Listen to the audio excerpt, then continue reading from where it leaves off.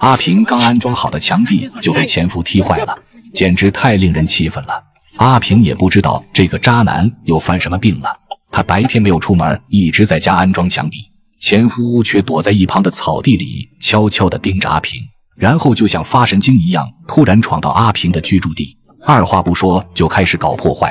阿平瞬間就被嚇壞了，這也是阿平被前夫無情趕出家門的第10天了。早上起來收拾屋子就開始做飯了。昨天賣完菜，在街上買了幾包方便麵和一些雞蛋。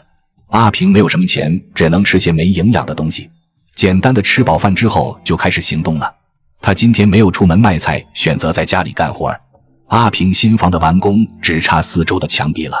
我們今天就來看看阿平是怎麼一步一步建造好牆壁的。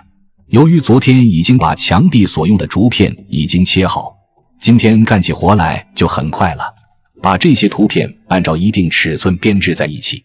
憑借着阿平的不懈努力，在中午的時候已經有4片竹牆被阿平安裝好了。阿平特意把靠近窗戶的位置牆壁做得低一點，這樣既能讓房間能更好的採光，又能讓房間更好的通風，不至於房裡面太潮濕。隨後阿平便開始安裝屋子前方的牆壁。有了第一次的編制經驗，阿平再做起來已經沒那麼累了。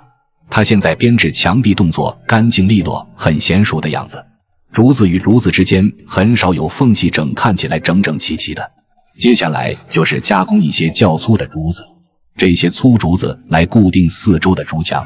拿着刀就開始對這些粗竹子進行加工，把竹子一側用砍刀削成中空的樣子，竹子兩邊留下2個凹槽。加工好之後，阿平就可以用了。然後把這根加工好的竹子與牆壁做一個連接。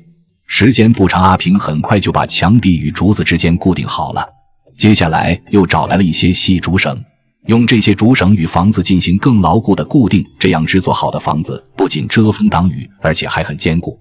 真是個勤勞能幹的女人吶。最後就是房子的南邊了，這個位置安裝好竹牆，阿平就可以完工了。我來了一根柱子，大柱子與房梁進行固定連接，又切割好了一根粗竹子用作竹牆的连接。阿平非常聰明，沒有花1分錢，完全憑借着自己的聰明與才幹搭建起了新房。而現在阿平的竹片也不夠用了，又跑到屋外開始切割竹子，加工竹片。就在阿平全神貫注的工作的時候，突然旁邊野地裡來了一位不速之客。前夫家裡也沒有吃的了，跑到了附近的山裡來摘些野菜，這也是讓人感到很意外。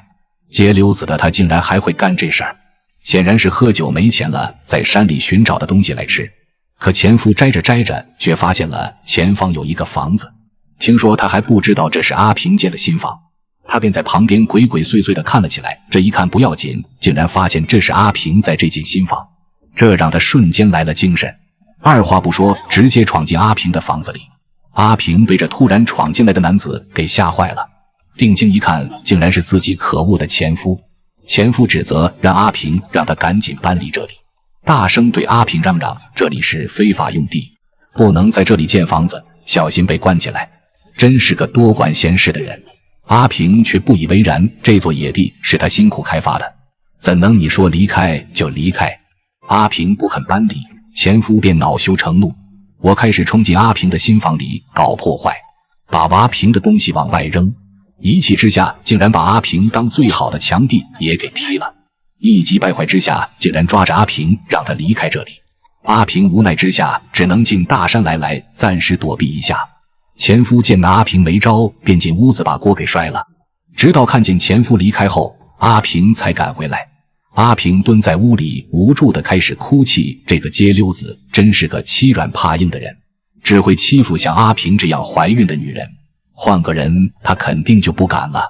阿平一定要堅強振作起來，學會拿起法律的武器來維護自己的權益。